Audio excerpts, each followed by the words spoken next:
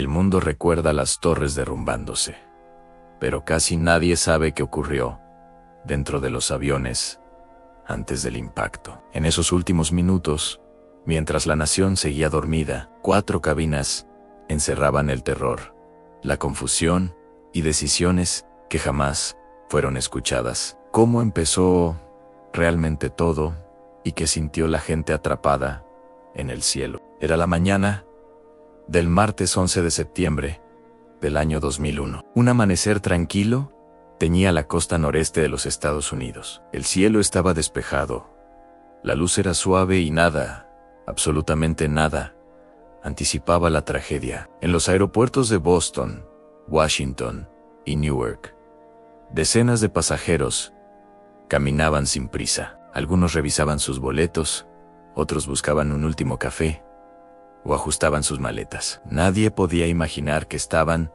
a solo minutos de convertirse en los protagonistas involuntarios de uno de los capítulos más oscuros de la historia moderna. Los aviones que se preparaban para despegar parecían simples máquinas de rutina diaria, pero dentro de ellos, silenciosamente, ya viajaban planes invisibles preparados durante años. Poco a poco, entre las 6:30 y las 7 de la mañana, los vuelos que cambiarían el mundo comenzaron a alinearse en sus pistas de despegue. El vuelo que partía de Boston, el que despegaría desde Washington y el que saldría de Newark avanzaban en silencio sobre el asfalto. Cada avión llevaba consigo familias, ejecutivos, turistas y estudiantes, vidas comunes y corrientes que desconocían por completo, que compartían espacio con hombres decididos a nunca volver a tocar tierra. Desde fuera, en la superficie,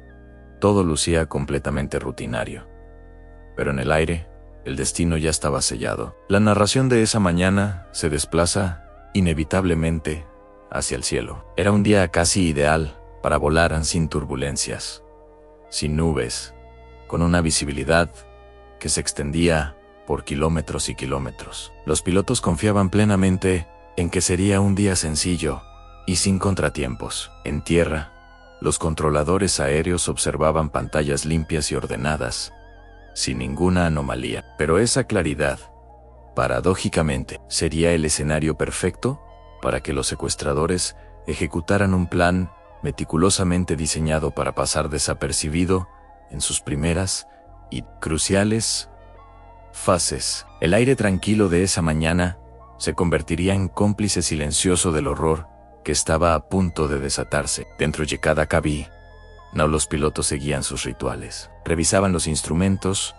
conversaban tranquilamente sobre las rutas y el clima, verificaban los niveles de combustible y confirmaban las altitudes de crucero. Todo formaba parte de un protocolo aprendido y perfeccionado durante décadas de vuelo. Ellos, los guardianes del cielo, tampoco sabían que, en pocos minutos, sus controles les serían arrebatados por la fuerza. La ironía de esos últimos instantes de normalidad es sobrecogedora. Se parecían demasiado a cualquier otro día de trabajo. Los botones brillaban bajo la luz de la mañana. Los indicadores avanzaban con precisión, y las voces que se escuchaban por la radio eran tranquilas, rutinarias, mientras los aviones ganaban altura, ascendiendo hacia el cielo azul. Los secuestradores permanecían inmóviles en sus asientos, como si fueran pasajeros comunes.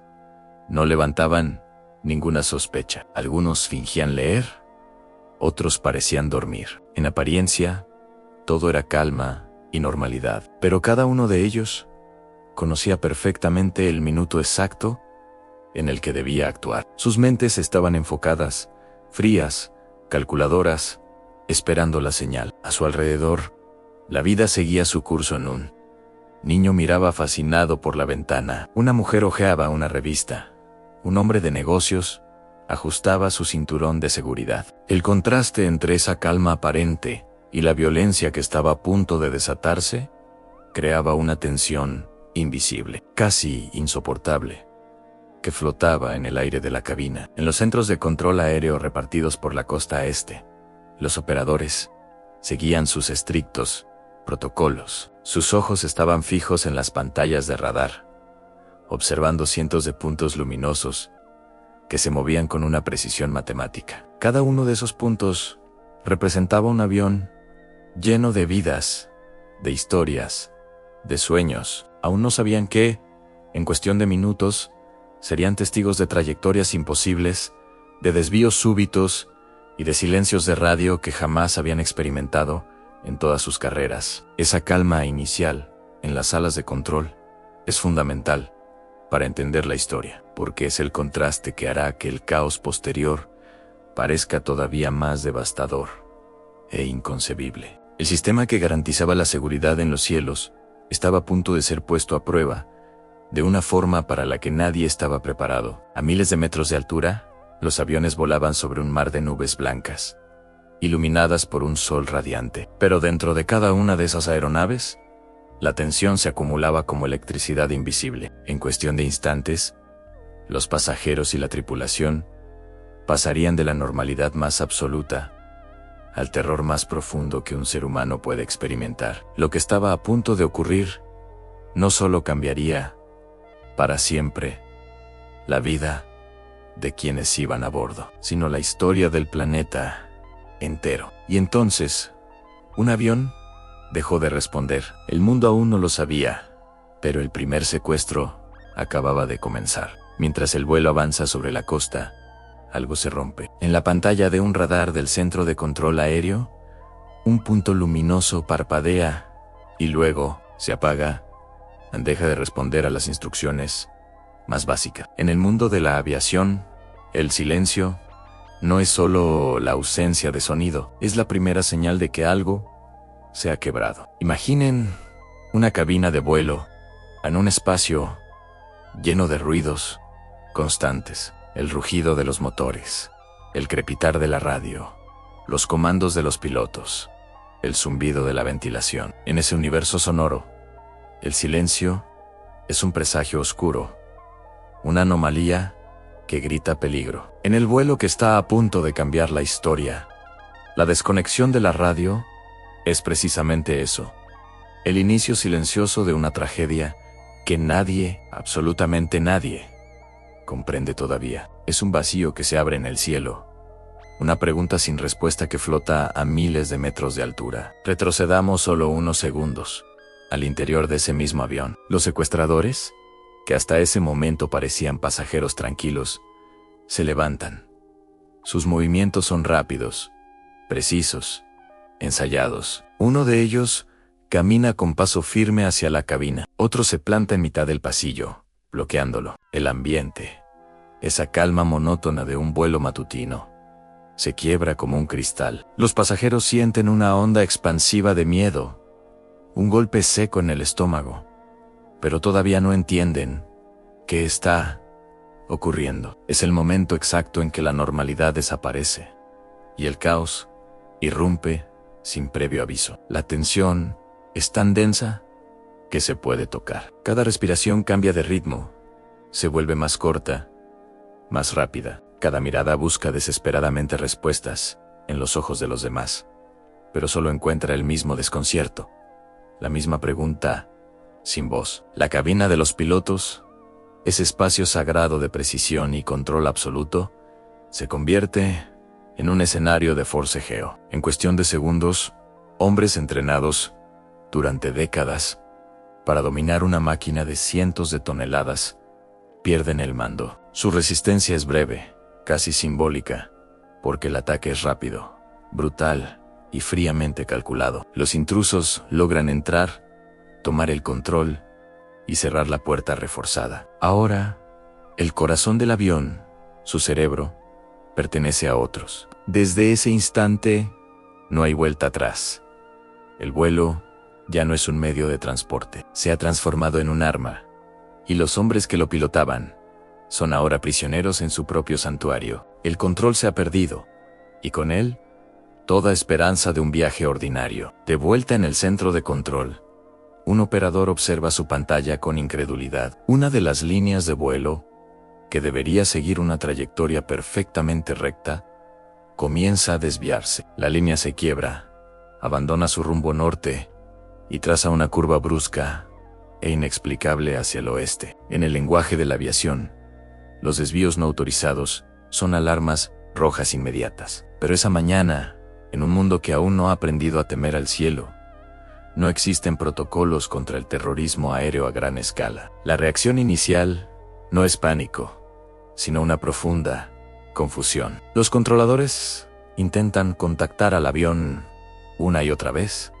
repitiendo su matrícula, pidiendo una explicación. El único resultado es el silencio. Un silencio que ahora, combinado con esa curva antinatural en el radar, empieza a sentirse mucho más siniestro. Y entonces ocurre uno de los momentos más inquietantes de toda la jornada. Un mensaje de voz llega a la torre de control. Los secuestradores, en un intento de comunicarse con los pasajeros a través del sistema de megafonía del avión, presionan el botón equivocado. En lugar de hablar a la cabina, su mensaje se transmite directamente al control aéreo. Se escucha una voz tensa, con un acento extraño, diciendo que tienen algunos aviones, que deben mantener la calma y que todo estará bien si no intentan hacer nada estúpido. Es una prueba involuntaria, una confesión accidental del caos que se vive dentro del avión. Ese audio, recibido por operadores que no pueden creer lo que están escuchando, se convierte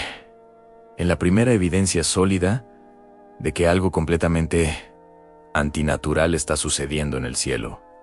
La confusión da paso a una aterradora certeza. Volvamos al interior del avión. Los pasajeros están atrapados en un tubo de metal a 10.000 metros de altura. Una mezcla indescriptible de miedo, incredulidad y parálisis se apodera de ellos. Algunos intentan mirar hacia la cabina, tratando de descifrar los sonidos apagados que llegan desde allí. Otros simplemente abrazan a la persona que tienen al lado, buscando un consuelo que no existe. La respiración es agitada, las manos tiemblan sin control y el tiempo parece haberse detenido en un instante eterno de terror. El avión, que minutos antes era un símbolo de seguridad y tecnología, se ha convertido en una trampa sin salida. Un lugar donde las reglas del mundo de abajo ya no aplican y donde la vida y la muerte penden de un hilo invisible. De repente, una maniobra inesperada sacude violentamente todo el fuselaje. El avión desciende de forma agresiva, una caída controlada, diseñada para desestabilizar a cualquiera que intente levantarse y consolidar el control de los secuestradores. Las máscaras de oxígeno no caen, porque no se trata de una despresurización o un fallo técnico. Es una maniobra humana, consciente, deliberada. El sonido de los motores cambia de tono, volviéndose más grave y amenazante. Los objetos sueltos caen al suelo, los cuerpos se tensan contra los cinturones de seguridad. En esos segundos de caída libre controlada, la realidad se distorsiona. Para muchos, es el momento en que comprenden que esto no es una emergencia común, es algo mucho peor, algo para lo que nadie podría estar preparado. En el centro de control, después de varios intentos fallidos de comunicación y con una serie de datos alarmantes frente a ellos, los controladores empiezan a unir las piezas del rompecabezas. Una desviación de ruta inexplicable, un silencio de radio prolongado y absoluto, un mensaje de voz escalofriante. Y ahora, un descenso brusco y no autorizado. Ya no hay duda, no se trata de un fallo técnico, ni de un error humano. Es un evento sin precedentes, algo que se escapa a toda lógica y experiencia. Por primera vez en décadas, los operadores consideran seriamente la posibilidad de un secuestro activo, un escenario que casi ningún controlador vivo había tenido que enfrentar. La atmósfera en la sala, normalmente regida por la rutina y la calma profesional, pasa de la confusión a una tensión pura, casi eléctrica. El juego ha cambiado. Y mientras un avión era secuestrado, otro estaba a segundos de correr la misma suerte. Apenas minutos después del primer silencio, otro vuelo, a cientos de kilómetros pero en la misma franja horaria, detiene toda comunicación. En la aviación, dos silencios consecutivos no son una coincidencia. Algo enorme está ocurriendo, aunque nadie en tierra pueda verlo todavía. Los operadores intentan contactar y como respuesta, solo reciben ruido estático. Una sensación viscosa de inquietud empieza a extenderse por las salas de control en el cielo, que siempre había sido ordenado, preciso y confiable. Está comenzando a fracturarse. Dentro del segundo avión, la secuencia es casi idéntica a movimientos calculados. Levantarse sin prisa, caminar hacia la cabina con determinación. Este patrón frío es como una coreografía mortal, repetida con precisión quirúrgica. Los pasajeros, que hasta ese instante vivían una rutina común, sienten otra vez el quiebre abrupto de la normalidad. Las miradas se cruzan, los cuerpos se tensan. El miedo crece como una sombra que ocupa todo el pasillo. Igual que en el primer vuelo, los pilotos del segundo enfrentan un ataque repentino. Intentan resistir, intentan comunicar, intentan mantener el control, pero la sorpresa y la violencia del asalto lo superan.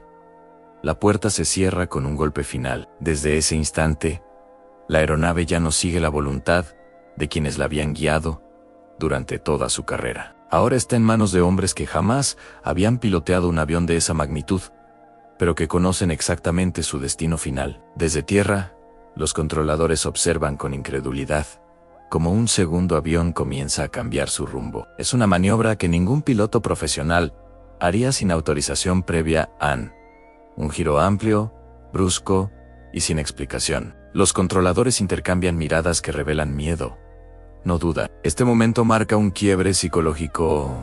A lo que ocurre ya no es un accidente aislado, es un ataque coordinado, y nadie sabe cuántos aviones más están comprometidos. Los teléfonos comienzan a sonar en los centros de control. Otros aeropuertos preguntan si están perdiendo contacto con sus vuelos. Algunas tripulaciones de aviones cercanos reportan mensajes extraños.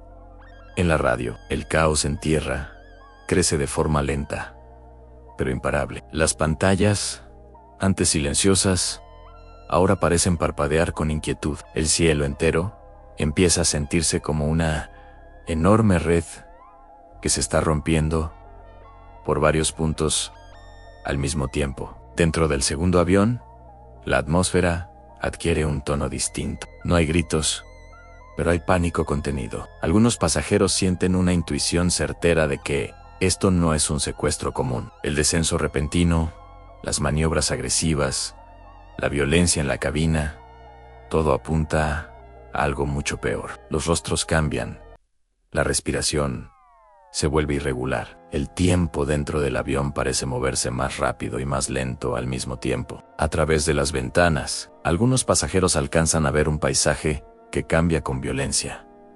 El avión gira, pierde altura, vuelve a subir, se inclina. No hay anuncios del capitán, no hay explicaciones, solo movimientos que no deberían ocurrir jamás en un vuelo comercial. Esta sensación, ver el mundo desde una perspectiva descontrolada, es una de las experiencias más aterradoras que un ser humano puede vivir. La realidad afuera parece retorcerse a medida que el destino se acerca. En tierra, finalmente ocurre lo inevitable.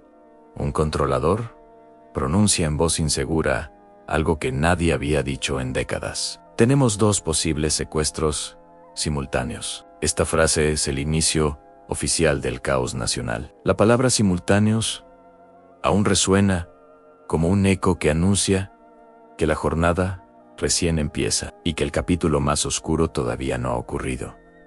Y mientras los primeros dos aviones eran tomados, un tercero ya estaba siendo marcado para su destino final. Mientras el país aún intentaba entender qué ocurría con los dos primeros aviones, un tercer vuelo despegaba con absoluta normalidad.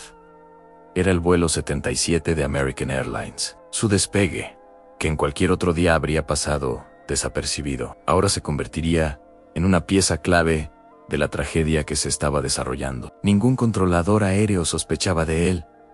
Ningún aeropuerto sospechaba de él. Era un vuelo que cruzaba el cielo con la inocencia de la rutina, una línea más en el mapa del tráfico aéreo. Pero el destino ya había comenzado a torcer sus bordes, a reescribir su trayectoria sin que nadie en tierra lo supiera todavía. Dentro de la cabina, los pilotos, Charles Burlingame y David Charlevoix, conversaban relajados, repasando los procedimientos habituales del despegue y ascenso. No podían imaginar que se dirigían directamente hacia el corazón del caos que ya se estaba desatando a cientos de kilómetros de distancia. A bordo del vuelo 77 viajaban 64 personas. Recorriendo los pasillos, podíamos ver la estampa de un día cualquiera. Familias acomodando maletas en los compartimentos superiores, viajeros de negocios revisando documentos y preparando sus portátiles, estudiantes mirando por la ventana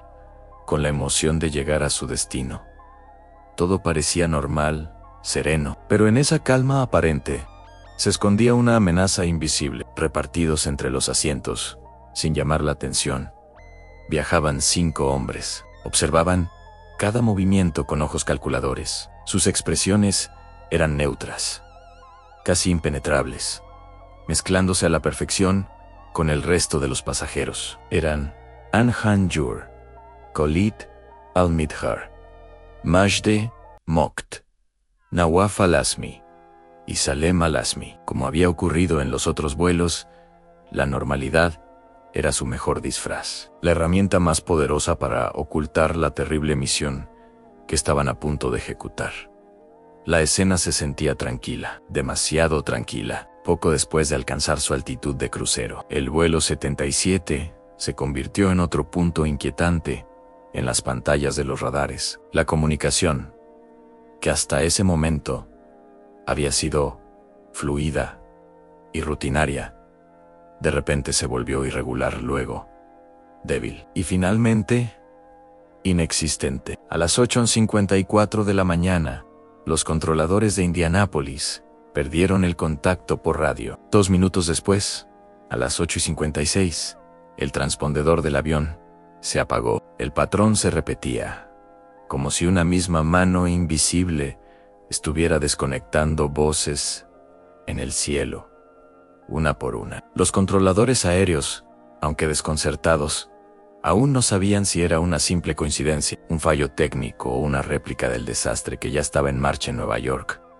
Pero un miedo sutil, una sensación de déjà vu, comenzaba a instalarse entre ellos, una sospecha helada de que algo mucho más grande y coordinado estaba ocurriendo. De vuelta en la cabina de pasajeros del vuelo 77, el ambiente comenzaba a cambiar, aunque todavía no había movimientos bruscos ni desviaciones visibles. Sin embargo, algunos empezaban a sentir que algo no estaba bien, como si el aire se hubiera vuelto más denso, más pesado. La tensión es algo que se percibe antes de entenderse. Quizás un hombre volteó y notó un comportamiento inusual en otro pasajero. Quizás una mujer observó cómo alguien se levantaba con una determinación que no encajaba en la calma de un vuelo matutino. Eran detalles pequeños, casi imperceptibles, fragmentos de una realidad que aún no tomaba forma, pero juntos, esos pequeños detalles construían la sensación clara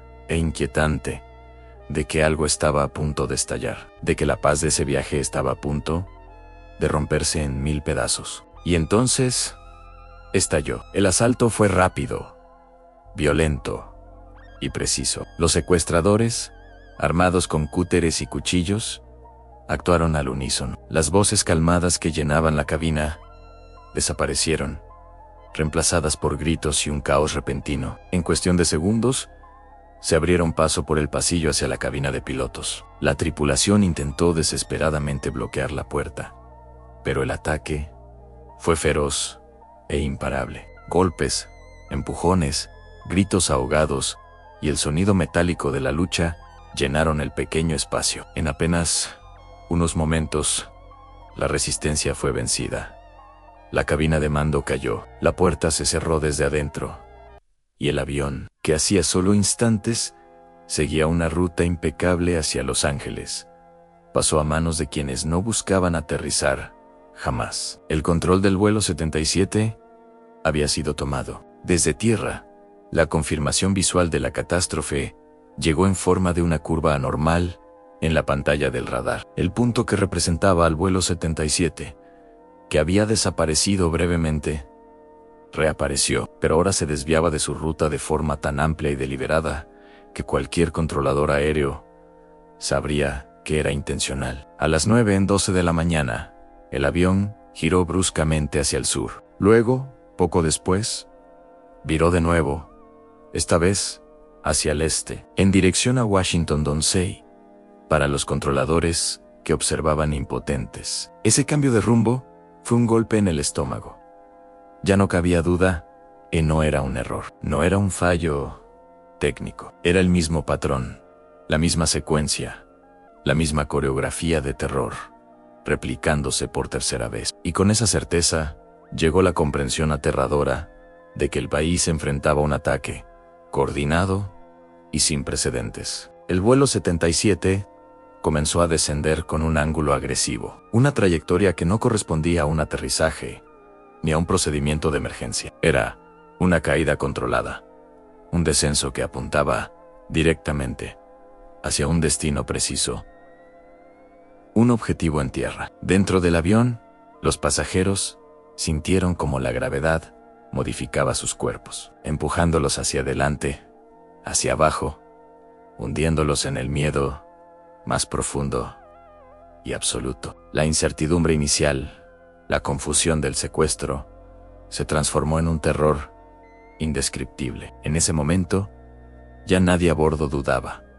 Ese avión no buscaba volver a tierra. Estaba siendo utilizado como un arma, guiado hacia algo o hacia alguien, con una intención destructiva que paralizaba el alma. El destino final de su viaje se estaba revelando de la forma más brutal. Y justo cuando el vuelo 77 continuaba su desvío mortal hacia Washington, un mensaje paralizante llegó a todos los centros de control del país. Eran las 8:46 de la mañana cuando había ocurrido, pero la confirmación y las imágenes comenzaban a inundar las pantallas. El primer avión secuestrado, el vuelo 11 de American Airlines, había impactado contra la torre norte del World Trade Center en Nueva York. Un silencio absoluto cayó sobre las salas de control. Un silencio pesado, lleno de incredulidad y horror. El desastre ya no era una teoría en un radar. Ya no era un miedo abstracto. Era una realidad tangible. Una herida abierta que estaba ocurriendo en vivo. Mientras otros aviones secuestrados, como el vuelo 77, seguían en el aire, ese fue el momento exacto en que todos comprendieron que el mundo, tal como lo conocían, acababa de cambiar para siempre. Pero mientras todos miraban la primera torre arder, otro avión ya estaba alineándose con su destino final.